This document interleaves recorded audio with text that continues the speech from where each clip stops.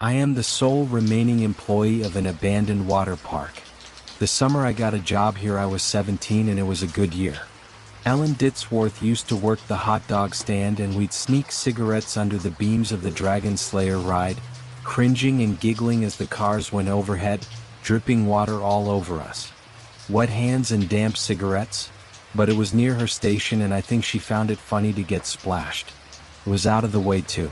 It was always quiet and cool down there, even in the summer heat. If any of the ride-goers smelled our cigarette smoke as they hurtled overhead, they didn't say anything.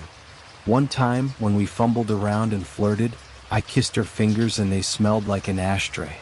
I still think about it to this day. I was 22 when they offered me the winter job. Ellen was long gone by then. No more bright red short shorts and poorly shaven legs that she'd invite me to stroke under the pretense of showing just how bad she was with a razor.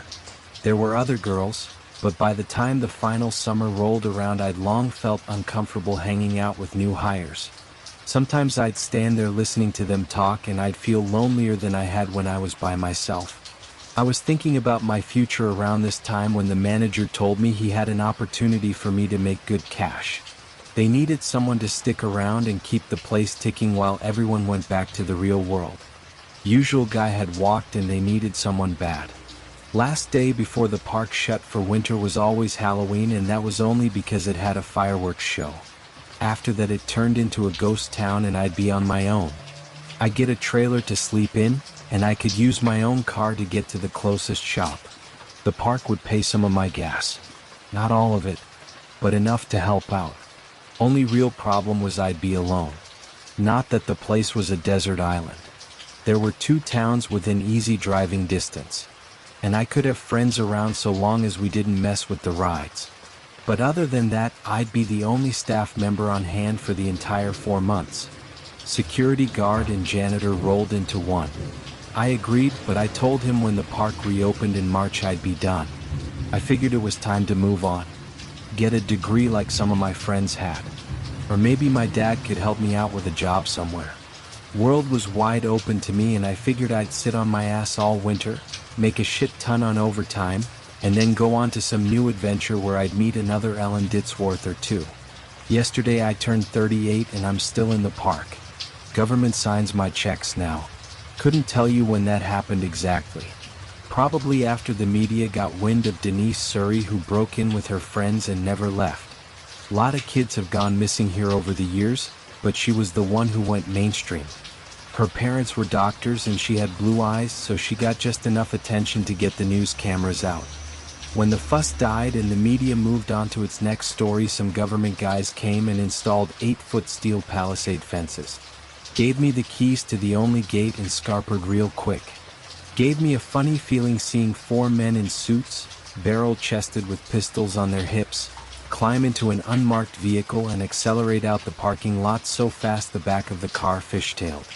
One of them looked over his shoulder at the park and he was so scared it was like he was looking at a mushroom cloud. I was the one who found Denise. She'd gone crawling head first down the Astra Missile water slide. One of those up and down kind of slides that have you bouncing along on a padded dinghy. Rides like that are usually open top, but this had long sections in a closed tunnel with LED lights to look like stars. Thing is, depending on weight, some people would catch air and hit the top of those tunnels going 20 mph, maybe more. We used to take turns going in there to pull out any teeth that had got stuck in the roof. 15 years later and that tunnel mouth looked like something out of a nightmare. Fairy moss covering the opening. Darkness inside heavier than the night around it. Bone dry and with no obvious way to safety. Denise died of thirst. They think she was in there for 6 days, crawling around in the pitch black looking for an exit that should never have been more than 100 feet away. There were signs something was wrong with this place back when it was still open. I just didn't register them. There were the injuries and accidents that are common in every water park, but we had a couple hundred serious ones every year. Usually 1 a day. Tried to mitigate it with safety measures, but half the time they didn't work. Radios would bug out when you'd try sending a warning. Repair guys would get lost, calling up angry saying the road just kept going right forever and they'd had enough of this shit. Out of order signs would go missing. Sometimes kids would insist some staff member had waved them through on a closed attraction. They'd be so adamant I started to believe them. I think the manager did too. He made it policy to have name tags on us at all times, and if the kids said whoever gave them the go-ahead didn't have one on, he'd tell us all to forget it. Like it wasn't even worth trying to figure out who needed a disciplinary. I had it happen once where I radioed to the guy at the top of one slide and told him to stop any kids coming down. The last one had come out bleeding and looking unresponsive, and I wanted to check on him. I remember pulling him out of the water and looking at this boy all slack and pale as a sheet of paper with blue lips, so fucking cold it hurt just to hold him, and I wondered if I was holding someone dead when out of nowhere another kid slammed into me so hard I went under. Scared me shitless cause for a second or two it was like I couldn't see the surface of the pool. Almost like there wasn't one. Just blue forever and ever. Before I could start to panic, my feet found the floor and I surfaced only to see the kid I'd been holding seconds ago standing there looking worried. He was the picture of good health. Asked if I was okay, said sorry for hitting me when he came out the slide, but really it was my own dumb ass fault for standing there in the first place. Guy at the top swore on his life he'd never got any radio message from me. I put it all down to the head injury, which was bad enough the owner made someone drive me to the emergency room. Looking back, I'm pretty sure it was the park having its fun with me. Could have been worse. You could say it likes to play tricks, but those tricks are mean as hell and over the years they've only got worse. Despite all I've told you so far, the first winter alone wasn't as bad as you might think. Creepy as hell walking around all those rides that were usually so busy and full of life. Tarpaulins pulled across all those pools, big and small, moving with gentle susurrations in the icy winds. It wasn't great in the day, overcast and dreary, the air seemingly blue. But at night it was even worse. I made those rounds quickly, stopping sometimes to summon what little bravery I had to shine a light in the pitch-black toilets, or to check one of the changing stalls dotted around the place. Things went missing a lot. Moved around. Once one of the rides came to life at 3 a.m. and I woke to the sound of tinny music echoing throughout the park. But winter came and went without any real incident. First day the park reopened, I went to see the manager and slipped in some water. Broke my left arm and did a number on my back. Owner was so scared of being sued he threw money at me. Told me he'd cover the medical bills and sit me up in my trailer and pay me to do nothing. Nothing. What was I gonna do? I'd arranged to start another job on a construction site in a few weeks, and there was no hope of me doing that kind of work with my injuries. I needed money and had no other way of making it. I agreed to stick around until I felt better, but unfortunately I never felt better. Winter soon rolled around again and the same deal as last time was back on the table. He needed someone on site and I needed money. I took it thinking another few months in the park wasn't so bad. I was wrong. Second time round was a lot worse. Part of it was me. 23 years old and with a bad back, drinking most nights and struggling with the prescription painkillers. Spent most days haunted by the strange feeling that my life's honeymoon phase was over. Hardly any friends accepted my invite to come spend a couple weeks, and those that did weren't around long. Couldn't tell you if that was just us growing apart as friends often do, or the park's strange influence. Dave came round with his girlfriend for a couple nights. She grouched the whole time. Hated sleeping in the trailer while I stayed in a tent outside. But she hated the park too. Said she felt watched all the time. Trip was cut short when we found her screaming one morning. She was pointing at one of the slides saying something had come out of it and was in the pool swimming around, but when we looked we didn't see nothing. She did have a hell of a bite on her ankle though. Funny shape to it. Dave looked at it and got real freaked out. They left in a hurry. Another car's tires screeching as it hauled ass out of here at top speeds. Never did figure out what happened, but if she didn't like the park, well, I guess it didn't like her either. Not that I was much safer. Found myself getting cut up like crazy doing basic odd jobs. Things broke all the time, even if they'd been fine for years and years. And then one night I came into my trailer to find a drowned possum on the little kitchen table. Poor thing was soaked in chlorine water that dripped onto the floor in a puddle. No marks going to or from it, like it just appeared there out of thin air. Stank like hell though. It had clearly been dead for days and days. I gingerly dropped it into a garbage bag using a pair of tongs and threw the lot in a dumpster. But I still couldn't spend more than a few seconds in the trailer without gagging, so I slept in the tent instead. Pitched it as close as I could without picking up that smell, but I had a bad feeling the whole time I set it up. Like I was being watched. By the time I was climbing inside, it was midnight and I was desperate to get to sleep and see the cold night turn to day. Barely an hour later and I had to climb back out of the tent because the trailer door was banging in the wind. Okay, I told myself as I shuffled over in my tidy whiteies, arms wrapped around my chest for warmth. That's my own stupid fault for leaving it open. I closed it in a hurry and went back to the tent, but stopped dead in my tracks when I saw the zipper was pulled shut. I hadn't left it like that. I didn't know what to do. My brain went in two directions at the same time. One said I was mistaken. I had closed the tent and just forgotten it. The other said something or someone had crawled inside and was waiting for me. It had set the whole thing up as a trap, and the best thing to do was to get in my car and drive until the sun rose. But I was already half cut and knew I shouldn't be driving. The skeptical half of my brain made an appealing case. The world isn't a nightmare, it said. It can look like one sometimes, but it isn't real. If you hear a bump in the night, you go looking and find it was all nothing and you take a deep breath, laugh at yourself for getting scared, and move on. Still, it took everything I had just to take a step towards the tent. And I shone my light at it hoping to see some sign of something in there. By the time my hand was on the zipper, I was shaking like a leaf and rethinking my ethical code of not driving drunk. But when emotions get that high, it's like you run on autopilot. Must be a survival thing. I opened the flap without really telling myself to, and then I was looking inside my tent and there was nothing there. I crawled inside quick as I could, pulled the zipper back the other way and tried to go to sleep. I settled down for maybe another 30 minutes when something's hand pressed against the tent wall, and that was when I started screaming. The way it came at me. Palm open, fingers spread, tent fabric stretching to near breaking point. Makes my skin crawl just to remember it. Long fingers that tapered to a point, almost razor sharp. And a palm not much larger than a golf ball, even if the fingers spanned a dinner plate. In the nightmare reality of the moment, I saw it the way I might see a spider. Equal parts disgust and terror. I had to get away and I backed up so fast I wound up rolling the whole tent like a hamster ball. Lost the zipper in the panic.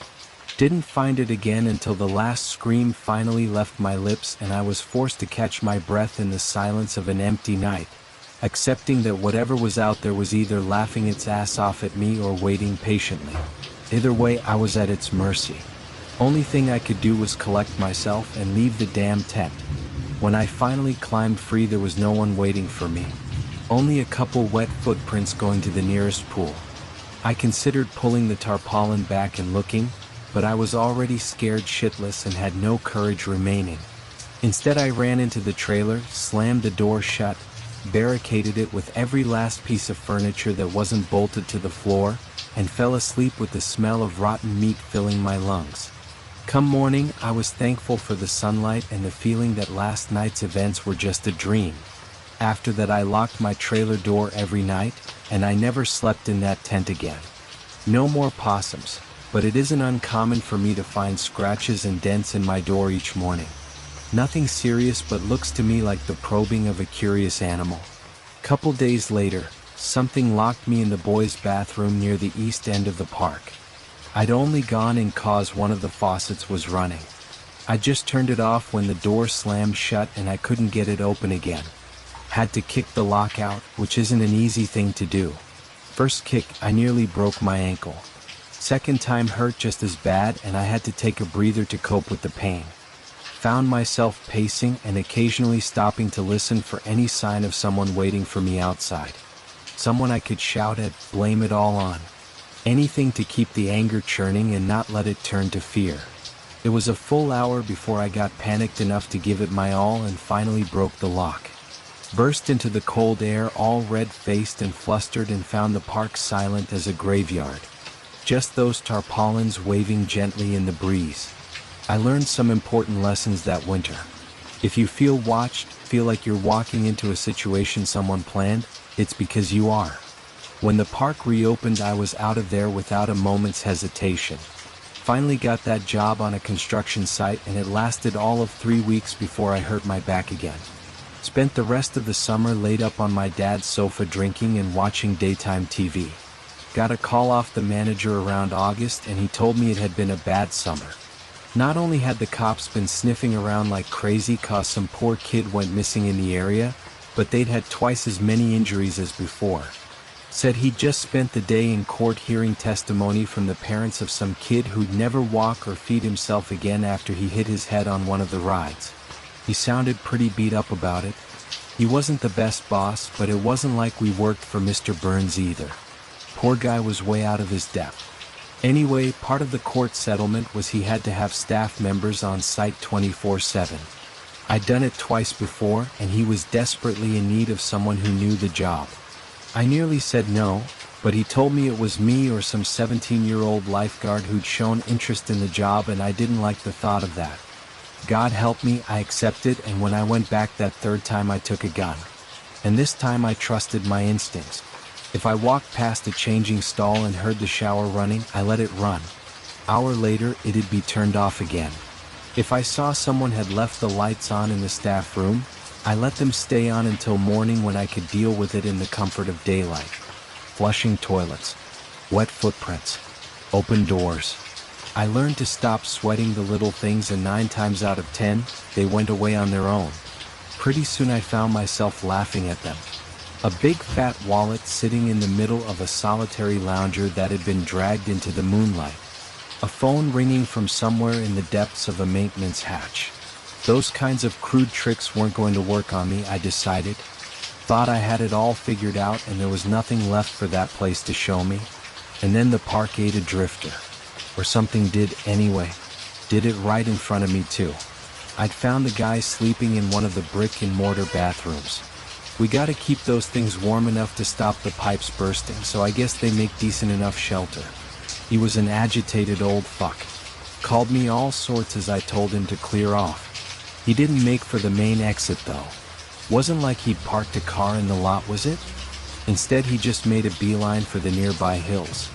No fences in that part of the park back then, only open fields moving into woodland.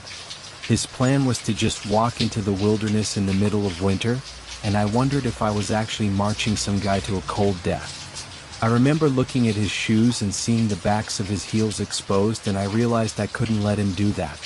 Snow was due to fall that night, and I knew it was going to get real bad out there. "Hey," I cried out while slowing to a stop. "Look man, it's late, I'm sure." My words died out. I didn't really know what to say when he turned to face me. He was angry and tired, and I knew he wasn't ever really gonna be thankful for some randomer's charity, but that didn't mean I shouldn't try. For a moment the only sound was the tarpaulin of the large pool to our right. Was just about to cough up some more words when his feet went sideways, his body rotated around his center of mass, and the next part of him to touch solid ground was his head. It made a noise that makes my teeth ache just to think about. A percussive, almost musical note that really shouldn't be made by a human skull. The blood that sprayed across the tiles reminded me of when I go paintballing with my friends. I remember looking down at it and noticing a couple loose teeth. Strange feeling. For a few seconds everything turned to a kind of white noise as ancient instincts rooted me to the spot with fear. Paralyzed me. Million thoughts went through my head. The guy was dead. Something had taken him. That blood used to be inside of him. I have blood inside of me. Does my blood look like that? These thoughts were like the sparks that fly off a loose electrical wire, but I was stuck mired in them until the whistling in my ears faded and I heard something being dragged across the floor. The guy hadn't even gone that far. He'd flown about 8 feet and landed just on the edge of the pool. His legs were in the water, hidden behind the tarpaulin, and only his top half was on dry land. His head was a ruin of blood and matted hair, but he still managed to look at me for just a moment before he slid the rest of the way below the water with a quiet splunk. The realization he was alive kicked my ass into my gear, and I ran over to the circuit box and hit the button that pulls back the pool cover.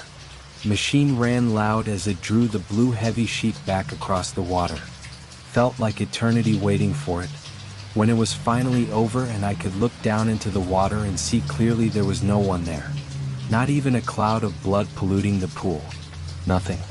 I felt like I was going insane, and I even looked over and double-checked that the guy's plastic bag was still where he dropped it, just so I could be sure I hadn't made the entire thing up. I really didn't know what to do. The only thing in that water were a couple leaves that had made it in there over fall, but that was it. And then I saw it. I can't explain it easily. It was a sudden overlap of realities, a bit like the hollow cube illusion where it can be two things at once. Without ever taking my eyes off it, that pool became every deep body of water I'd ever seen. All of them all at once. It was every calm and glassy ocean surface with rays of diffuse light leading into unseen depths, every lake with murky kelp fingers reaching up out of the dark, every flooded basement with black and brackish water. I could smell the stagnant water, could feel the breeze you get standing on the coast, taste the salt. All of it at once. And something moved in those infinite waters, and it was big. It was like the first time I saw the Grand Canyon big, like when you get on a plane and see the ground pull away so quickly it loses perspective. Whatever was down there was coming right at me, and I'm not ashamed to say I pissed my pants. An ocean full of stars was down there, and the thing swimming towards me had a body that obscured entire nebulae. I felt vertigo come over me, and I backed away and I slipped in the blood, and then I woke up a few hours later and started screaming. I had to clean up in the morning, and I had to pull the tarpaulin back across. The machine only goes one way, so I had to do it with a pool stick, and it made me feel sick just to go near it. Every time I got close, I started to feel dizzy again. When I finally mustered the courage to look, there was the same old pool it had always been, but I'd never shake the feeling I had when I was looking down in it and saw teeth like tectonic plates. When summer rolled back round, I saw a bunch of kids in that pool and had to go be sick in a bush. The thought of them sharing space with that thing, Jesus. After that I felt like I belonged to the park, weird as it sounds. Manager didn't have to fight me to get me to stick around for a fourth winter, or a fifth or sixth. The rest of the world didn't feel so real to me anymore. Sitting and eating dinner with my father while he lectured me on my prospects. Getting a beer with an old friend who was passing through. I felt like I'd gone into fucking space and seen the world was flat, and now I had to just come on back and pretend like I cared about whether my soda was diet or not. Not long after that, the park had its last ever summer. It had gone too far by that point. Government was looking to close it all down on account of the accidents, and the manager was down the station every other day for questioning. For kids missing that year alone. I found one of them folded up inside a pool filter, but didn't report it on account of not wanting the attention. The rest I don't know about. I was told I'd be paid another month or so after closure until a demolition crew came in, but no one ever arrived. Just me, this place, and a back that's getting worse with each new winter.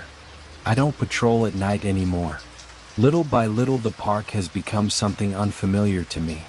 Grass growing up between old tiles. Pool water the color of cut grass and engine oil. Even in the day you can see things moving around down there. And the smell of chlorine no longer fills the air. Now it's the heavy stench of rotten algae and dead water, and sometimes the tang of the salty ocean that I've learned to avoid like the plague. Makes me see stars in the corner of my vision, and I don't like it. My dreams are bad enough. Drowning in the dark, something huge bearing down on me. I've woken up more than a few times and vomited up salt water. I can't bring myself to think what any of it means because I just don't want to know. Last time I went in the park after dark I had a close call. Worst of my life. I've been thinking about leaving ever since, but I worry there's not much else out there for me at this stage. That, and I kind of feel guilty I didn't save all those kids with the cameras. Urban explorers they call themselves, and I say kids but really they were college students who record videos for something called TikTok. Anyway, they came prepared. Scouted the park, even scouted me, working out my routine and where my trailer is so they could avoid my general line of sight. I had no clue they'd watched me for a whole day. Once they figured I was passed out or asleep, they drove their van as close to the fence they could find, climbed the top and hopped on over. For about an hour they got what they wanted. I've watched the footage 100 times. Broken down toilets covered in graffiti. Smashed windows and broken glass covering the floor. Old pools full of ancient water covered in thick, brackish scum. You can hear the glee in their voices. That kind of urban decay was their bread and butter. And they were good at it too. They stayed quiet. Didn't shout or break anything. They just filmed. Wasn't until they decided to try rowing out to the castle that things took a turn. I came too late. What got me out of bed was a scream. Maybe a few of them. It was blurry and I came to around 3 a.m. and still a little tipsy, my head foaming at the edges with a half-remembered dream of a hollow world filled with water. As soon as I saw the van, I realized someone had gotten inside the park and I hadn't just been dreaming the sounds of splashing water and panicked. But by the time I went in there myself, the place was silent. I really didn't want to search it at night. I hadn't gone in there after dark for a few years and things had only gotten worse. Set something off inside me. A kind of spiritual Geiger counter is how I think of it. An intense primordial warning system that made the shadows around me look almost infinitely deep. More than that, I guess it felt alien. Sounds stupid, but it really did feel like I wasn't on the same planet anymore. I don't know. That part might just be all in my head, but that's how it felt that night. I pushed myself just about as far as I was willing to go when I heard it. A rhythmic hollow knocking. It was coming from one of the largest pools in the park. A shallow, kid-friendly one we called the castle because it had a giant jungle gym in the center. A kind of spaghetti mess of platforms and climbing bars and slides that the kids loved. I followed the sound and saw a pile of rucksacks and even a large camera on the very edge of the pool, and there, just a couple meters away, was a rowboat. The idiots had brought it with them. Probably thought they were being smart by avoiding the water below. At least they tied it off so it was easy for me to pull back in. I gave it a cursory inspection, shivering at the mere thought of floating across that nightmare water in something so flimsy, and was ready to leave it until the morning when I heard a quiet splashing. Something had climbed out the water, and my heart dropped as I instinctively flicked the torchlight towards the sound of dripping water and saw a thin shivering shape climb onto the lowest steps of the castle. It looked gray and sickly, and then it started whimpering and I realized I was looking at a girl. College-aged, with stringy hair and an outfit that might have been colorful before she'd gone in the water, but now it was just the color of ash and moss. At a glance, she almost didn't look human anymore. She looked more like a starving animal, shell-shocked and shaking. I shouted out to her, but it was as if she couldn't hear me. She dragged herself up onto a dry platform and curled up in a ball in the far corner, knees pulled to her chest, and wide eyes locked into a 1,000-yard stare. And something was in that water. It came close to the surface, displacing small branches and causing the thick pond scum to bulge but never break. From the looks of things, it was circling the castle, and in some parts where the algae wasn't so thick I got the faintest glimpse of colorless scales the size of my hand and a thick muscular trunk. Sometimes it seemed to bump up against the castle, like it knew the girl was nearby but it didn't know how to get to her. The whole thing shook and she'd whimper extra loud, but she still didn't show any signs of becoming lucid. I'd be lying if I said I didn't think about leaving her until morning. She was unresponsive and looked like she was just gonna stay in the same place. Wouldn't it be better to just go get her when the sun was up?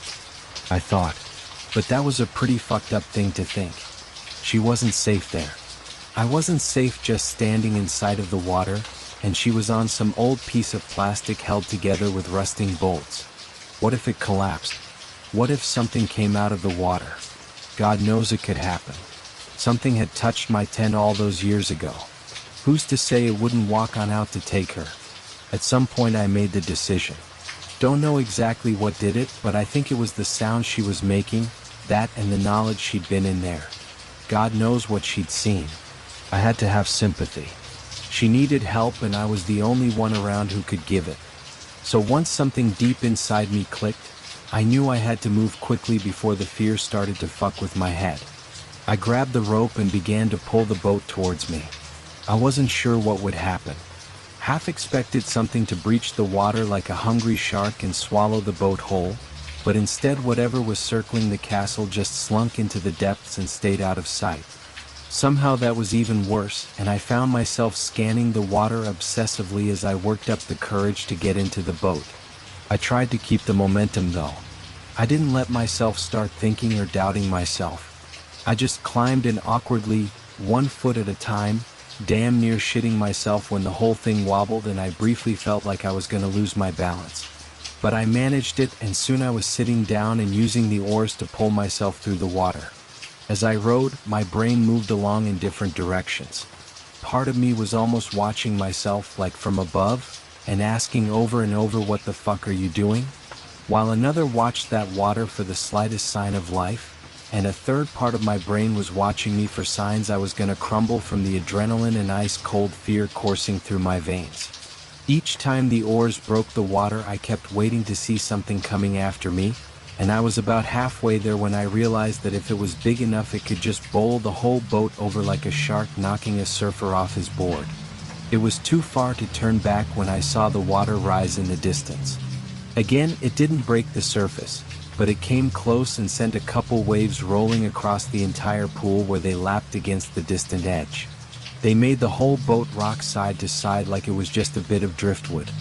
When the bulge in the water appeared again, it was on the other side of the boat, and I made the terrible decision to stop rowing and look over the edge. There was no bottom to the pool, but whatever was down there wasn't swallowing continents anytime soon at least. Hard to pin size down, but based on the steely blue fins that slid by close beneath me, that didn't really matter. It could eat me easy enough, and that was all that mattered. Hell, I wasn't even sure if it was a fish or a squid or something else entirely, but I was pretty sure it still had a mouth somewhere in that murk. It gave the boat a gentle knock. Nothing serious. Not enough to roll it, but enough to let me know it was interested in me. I decided I couldn't just stay there floating in one place forever. I had to move. I grabbed the oars and threw all caution to the wind. The sooner I got off that water, the better. Sure, I'd have to figure out how to get back, but that was a problem for later. Right there and then, all that mattered was the rising terror and disgust that took all my strength to keep from bubbling up into full-blown panic. As soon as the boat began to move, the creature slid out of view again. Didn't know if I ought to be relieved or even more afraid, but I took advantage of the lull in its activity to close the distance, and once close enough, I pulled the boat over to the same steps the girl had climbed. Once there, I secured it with a bit of the rope and hopped onto the first step, cringing at the way the ice-cold water felt slick and slimy against my ankles. The girl flinched at my touch, but she didn't scream or pull away. I told her it'd be okay or something like that. Tried my best to sound reassuring. Tried to let her know I was gonna get her somewhere safe. I managed to pull her to her feet when she finally turned and looked right past me. I barely existed to her at that moment. She only had eyes for the water behind me. Something about the look on her face gave me pause though. She wasn't scanning for danger. She was looking right at something, and before I had a chance to look for myself, she started screaming. When I saw it, I wanted to scream too. I'd never seen anything like it. Or since. A head like seaweed. A face like a scallop. It watched us with an almost casual interest that frightened me more than any predatory scowl. The look of a child about to pull a spider's legs off. The thought of it still makes my skin crawl. It was so still, so alien, I couldn't help but pause and wonder if I was looking at something real or if it was just bad special effects. And yet the moment stretched on, until something in that unknowable mind made a decision and the creature disappeared back beneath the water. I made a decision too, and I dragged the young woman to the nearby boat where she started to fight me the moment she saw it. Can't say I blame her. Last time she was on it she'd nearly died, but there was no third option. It was stay and die or take our chances getting to safety. Unfortunately, we had barely gotten within a meter of the thing when the whole boat was blown sky high with tremendous force. For a few seconds I stood there dumbstruck, the girl crying and water falling from the sky like a momentary rainstorm. When the boat finally returned to Earth, It was a couple 100 meters away and hit dry land with a great crash. My stomach sank. How the hell were we gonna get off the castle now? Not a moment later and the entire structure began to shake. By now the girl was close to hysterics and I wasn't far behind. I took her hand and began to look for some high ground as that thing began to shake and batter the flimsy plastic supports that held the platform up. We were forced to climb up towards the plastic roof of the tallest tower, which wasn't exactly all that high up, but it was the best we could do. The bars leading to it weren't easy to navigate, and at one point I slipped and fell backwards, striking my chin painfully and looking up to see the girl going ahead without me. For a moment I nearly gave up, but then there was the sound of something snapping and the entire castle began to slide on one side. I looked down and saw black water rising up to meet me. The thought of sinking into that filth ignited something inside me and I scrambled up the last few rungs and perched on top of the smooth plastic cover of the castle's highest turret. It was barely large enough for us both to sit on, but it was all we had. Looking back I can't help but laugh. I make it sound like a great tower, but it was barely 12 feet off the ground. As soon as I was up there looking down, water quickly bubbling towards us, I realized just how badly we were fucked. We'd delayed our inevitable death by mere seconds at most. By the time the bright red piece of plastic we clung to hit the water, the castle had broken apart so all its little pieces went floating in different directions. Ours was the last to go in, and it went down beneath our collective weight until the water reached our waists. And then it came back up, buoyant and hollow. There was no boat, but it came damn close. Paddle? I cried at the girl and she did. And we pulled ourselves through the water to the nearest edge. Pretty soon the makeshift raft bumped up against the tiled wall and we were dragging ourselves up onto dry land where she rolled onto her back. I continued to crawl for another few meters until I felt like I was far away enough from the water. Only once I felt safe, I let myself collapse and lay crying and laughing for what felt like hours. But the girl only cried. At first a whimper, then a sob, and then a howl. A painful, gut-wrenching scream that made my own joy wilt until I could do nothing except listen to the raw grief in her voice. When I sat up to see if she was okay, she was sitting upright and staring at the thing that was rising out of the water. Again, no malice. Not really. At least I don't think so. It'd be like looking for a recognizable expression on an oyster. But it did watch us calmly as it ate what I can only assume was one of her friends. A man, I think. Hard to remember details. He didn't cry, but he did look at us for help that we couldn't give. I'm not sure I could even tell you how it ate him, but it looked painful and slow. Reminiscent of a starfish, I think. At some point the girl passed out, and not long after so did I. I doubt she ever made a full recovery. The only thing she managed to say, even hours later after the paramedics had sedated her and I'd finished giving my less than truthful statement to police, were the words "the stars" over and over. I think a lot about how changed I was when I first looked down into that water and saw the abyss below, but that poor girl was actually in it. She'd swam in those waters. Submerged. I don't even know how she came back from an ocean that doesn't have a surface, but she did, and somehow I don't think she'll ever be the same. But it's got me thinking about myself, about what I've lost to it. Jesus Christ, I'll be 40 before I know it, and what then? Just gonna wait here forever and ever? There's a number on the back of my paychecks, and I want to try calling it to find out more. Like, what would they do if I tried going somewhere else? Would they let me? Because it's gone. The days of Ellen Ditzworth are gone. The days of a good back and strong legs are gone. The person I was before I saw that drifter die is gone. Yesterday is gone. The past is a shared hallucination. Only the present is real. I need to get out of here before I lose more of myself. I'm never gonna understand this place. I realize that now. I can only accept that it exists and try to move on, which I should have done the day I saw those stars.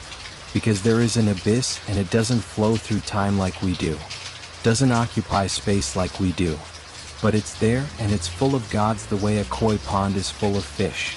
And I'm worried the more I think about it, the worse the park gets, and the closer I get to falling into waters that have no up or down, and which never ever end. In my dreams I am choking in the acidic bile of a creature that swallowed me whole. I'm worried that if I stay here much longer, I'll forget how to wake up. Do you think the water park was always cursed? Would you have stayed or would you have run?